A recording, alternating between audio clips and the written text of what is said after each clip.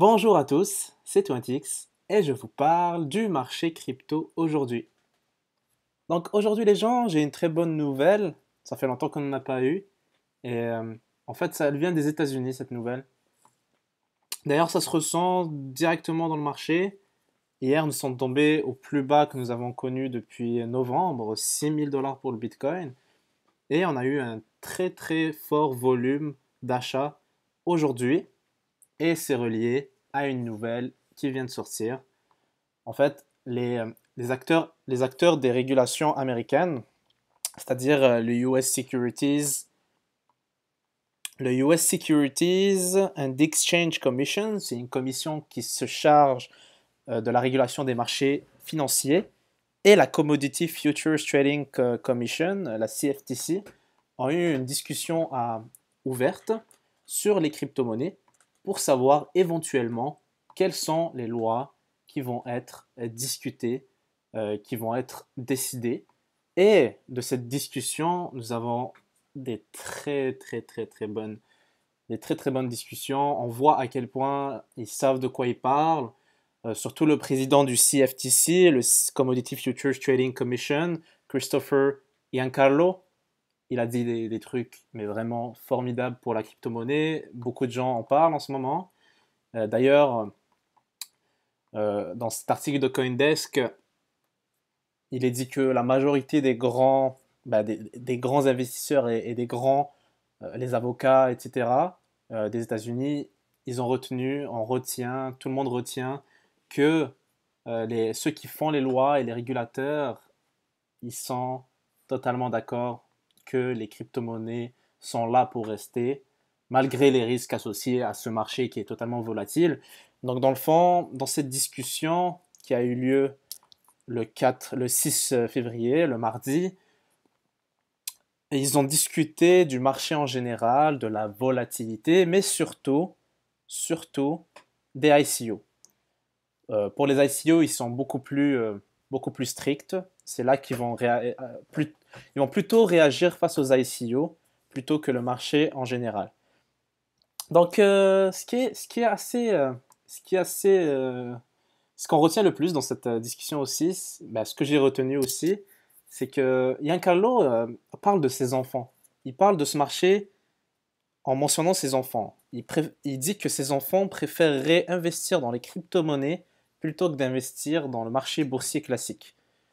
Il dit que le gouvernement n'a pas le choix de tenir compte de cette nouvelle réalité sociale, de cette nouvelle réalité de la nouvelle génération, et il doit prendre ses responsabilités pour faire respecter et développer une attitude positive face à cette nouvelle technologie qui, selon lui, va faire, comme Internet a fait à l'époque, un grand succès et va révolutionner le monde.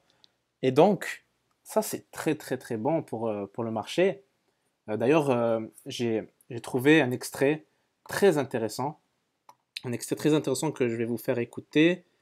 It strikes me that we owe it to this new generation to respect their enthusiasm about virtual currencies with a thoughtful and balanced response, not a dismissive one. And yet we must crack down hard on those who try to abuse their enthusiasm with fraud and manipulation. Ça, c'est très très intéressant comme phrase. Je vous l'ai traduite. En fait, je traduis le message global. Nous devons nous battre contre ceux qui abusent de l'enthousiasme de notre jeunesse pour la technologie Bitcoin et la blockchain. Nous devons, pour cette nouvelle génération, de respecter leurs intérêts pour cette nouvelle technologie avec une approche réglementaire réfléchie. C'est-à-dire que les règlements vont aller dans la protection des investisseurs et non dans l'empêchement.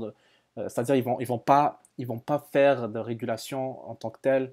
Ils ne pensent pas faire de régulation en tant que telle dans l'empêchement de ces crypto-monnaies. Ils ne vont pas interdire les crypto-monnaies. C'est même loin de ça. On avait même peur. On avait peur pour cette discussion de quoi ils allaient parler. Et finalement, c'est très très positif. Dans le fond, le message qui ressort contre les ICO, c'est ils rendent ça très strict, surtout pour le marché américain, que les fraudes et les arnaques doivent être surveillées réprimée et que le marché général des crypto-monnaies doit pouvoir se développer de manière sécuritaire. Et comme vous avez pu le constater, même Facebook a interdit il a interdit les publicités reliées au Bitcoin et au ICO sur les crypto-monnaies. Et ça, c'était quand même assez surprenant. Et là, on parle de ça. Ils parlent aussi qu'ils vont plutôt s'attaquer au financement des terroristes. Ils vont s'attaquer au crime organisé et au blanchiment d'argent, évidemment. Ils vont s'intéresser plutôt à ça, plutôt qu'aux investissements classiques des jeunes. D'ailleurs, c'est un peu drôle, mais Giancarlo, il a mentionné le, des termes, il a parlé comme un connaisseur du marché, et ça fait plaisir que des régulateurs connaissent le marché, et ils ne parlent pas sans rien dire. On avait un peu peur du résultat, mais ça a donné un très bon résultat. Regardez, même une avocate a, a, ce, a cette réaction. Zoé Dolan, c'est une crypto avocate. Donc, elle a été mentionnée dans le site de CoinDesk. Je ne la connais pas personnellement, mais c'est le genre de réaction que le marché a en ce moment. Bullish, ça veut dire. En fait, ce qu'elle dit, c'est que cette conversation l'a rendue très optimiste pour l'avenir de la crypto-monnaie, très optimiste à un niveau vraiment maximal. Et ça va être très intéressant à suivre pour la suite. Là, il faudra suivre les prix, regarder si cette nouvelle était assez importante. Évidemment, ça touche que le marché américain.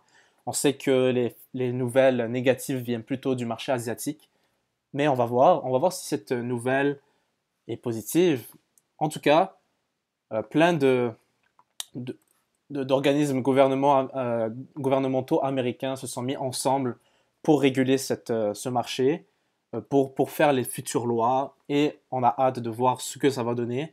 Pour l'instant, on pense, de cette conversation, on pense que ça va être très positif, et je vous inviterai à rester informé, à vous abonner à ma chaîne YouTube, et surtout, c'est important de mettre la petite cloche ici pour rester au courant de quand je poste des vidéos. Évidemment, un petit like, ça me fait très plaisir. N'hésitez pas à m'add sur Twitter, comme d'habitude, Mr20x, CryptoPractor. Donc, euh, donc voilà.